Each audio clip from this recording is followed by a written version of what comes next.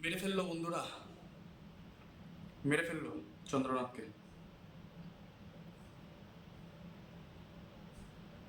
কাদের সংস্কৃতি এটা জানেন না আপনারা?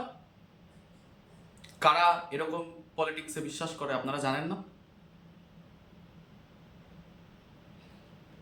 রাত 10টা 30 মিনিট, মধ্যমগ্রামের যশোর রোড তখন নিঝুম। কেউ জানতো না এই অন্ধকারের বুকেই ওত পেতে আছে মৃত্যু। শুভেন্দু অধিকারীর ছায়াসঙ্গী চন্দ্রনাথ রথের জন্য ঘড়ির কাঁটা উল্টো দিকে ঘুরতে শুরু করেছিল সেদিন। কলকাতা থেকে ফেরার পথে হঠাৎ ব্রেক কষে দাঁড়িয়ে পড়ল চন্দ্রনাথের স্করপিও। ঠিক তখনই অন্ধকারের বুক চিরে উদয় হলো এক হেলমেট পরা ঘাতক। বাইক থেকে না নেমেই এক পা মাটিতে ঠেকিয়ে অদ্ভুত ব্যালেন্স রেখে পয়েন্ট ব্ল্যাঙ্ক রেঞ্জে পরপর 3বার ট্রিগার টিপল সে। প্রত্যক্ষদর্শীরা বলছেন ঘাতক ছিল এক্সপার্ট বা পেশাদার। পেশাদার খুনিদের ব্যবহার, একটা সিউডো মাফিয়া রাজ চলছিল ওয়েস্ট বেঙ্গলে। এখন সরকার চলে যাওয়ার পরে সেই পেশাদার খুনিগুলোকে ব্যবহার করা শুরু করেছে ভূতপূর্ব সরকার। এই হত্যাকাণ্ডের পরই পশ্চিমবঙ্গের রাজনীতিতে আছড়ে পড়েছে এক তীব্র বিস্ফোরণ। বিজেপি নেতারা এবার আর শুধু ইঙ্গিত না, বরং নাম করেই বলেছেন। বিজেপি নেতৃত্বের সরাসরি অভিযোগ, এই হত্যাকাণ্ডের মাস্টারমাইন্ড হলেন অভিষেক ব্যানার্জি। তাদের দাবি শুভেন্দু অধিকারীকে সাংগঠনিকভাবে পঙ্গু করে দেওয়ার জন্যই এই পরিকল্পিত খুন করা হয়েছে। বিজেপি নেতাদের এই অভিযোগের সাথে যুক্ত হয়েছে আরো এক ভয়ঙ্কর তথ্য। এই খুনি নাকি বাংলাদেশ থেকে হায়ার করা একজন পেশাদার শুটার।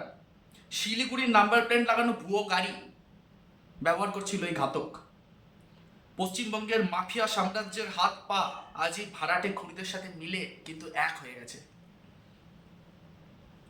পশ্চিমবঙ্গে যে একটা মাফিয়া নেটওয়ার্ক আড়ালে কাজ করতো, সেটা কি নির্দিষ্ট রাজনৈতিক দল সরাসরি ব্যবহার করা শুরু করেছে? নালে এই গাড়ির ইঞ্জিন চেসিস নাম্বার ঘষে তুলে দেওয়া, ঘন্টার পর ঘন্টা রেকি করা নিখুঁত ছক, এর পিছনে কি প্রমাণ হয় না যে ঘাতকদের একটা বিশাল বড় একটা সাপোর্ট রয়েছে, পিছনে কিছু একটা ব্যাকিং রয়েছে, যে ব্যাকিং এর ফলেই তারা এগুলো করতে পারছে।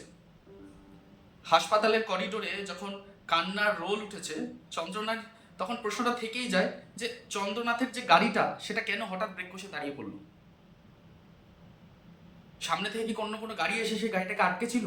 এগুলো আস্তে আস্তে আমরা জানতে পারবো কি হয়েছে ব্যাপারটা। যত পুলিশ এর ইনভেস্টিগেশন করবে, ইনভেস্টিগেশন চালাবে, তত কিন্তু আমরা একের পর এক তথ্যগুলো জানতে পারবো যে সেদিন আসলে কি হয়েছিল। দেখুন, একটা জিনিস কিন্তু আপনাদের সবাইকে মনে রাখতে হবে যে শপথ গ্রহণের আগে পশ্চিমবঙ্গে একটা ভায়োলেন্সের পরিস্থিতি সৃষ্টি করলে লাভটা কার? কে চাইছে এই মুহূর্তে কোনোভাবে শপথ গ্রহণটাকে ভেস্তে দিতে? কোনোভাবে কিন্তু সেটা সম্ভব না। সম্ভব মানে আসল কথা কি বলুন তো, মানে প্র্যাকটিক্যাল শিক্ষার অভাব।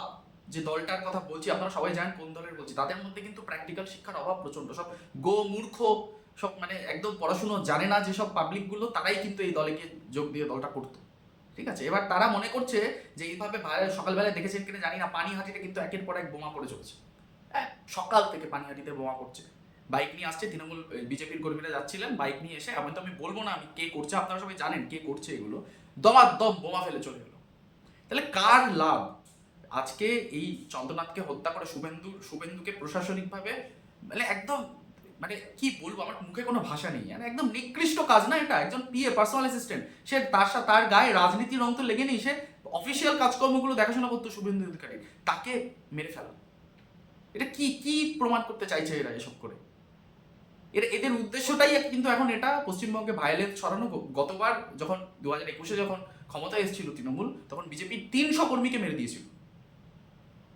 আজ সেখানে বিজেপি ক্ষমতায় এসছে, বিজেপি কিন্তু কিছুই করেনি, কিচ্ছু করেনি, সেই তুলনায় বিজেপি কিচ্ছু করেনি।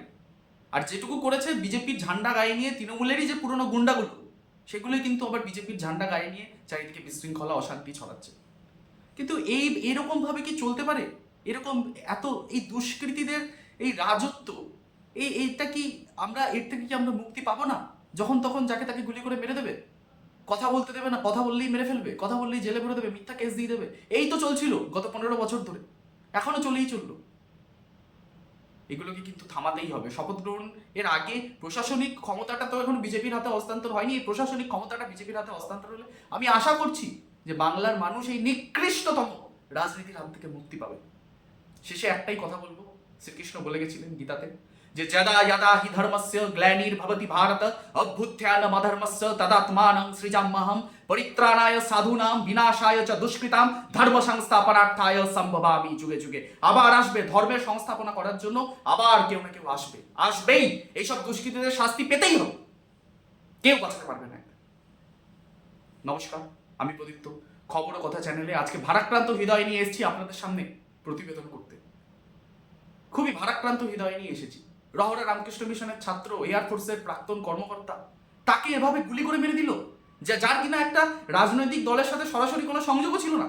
সে একটা রাজনৈতিক দলের একজন অপোজিশন পার্টির লিডারের, সে ছিল পিএ, পার্সোনাল অ্যাসিস্ট্যান্ট, অফিসিয়াল কাজকর্মগুলো হ্যান্ডেল করতো, যাকে কোনোদিন আমরা বিজেপির হয়ে কোনো মিটিং মিছিলে কোনো স্লোগানিং করতে পর্যন্ত দেখিনি, তাকে একটা ভরা রাস্তায় গুলি করে মেরে দিল।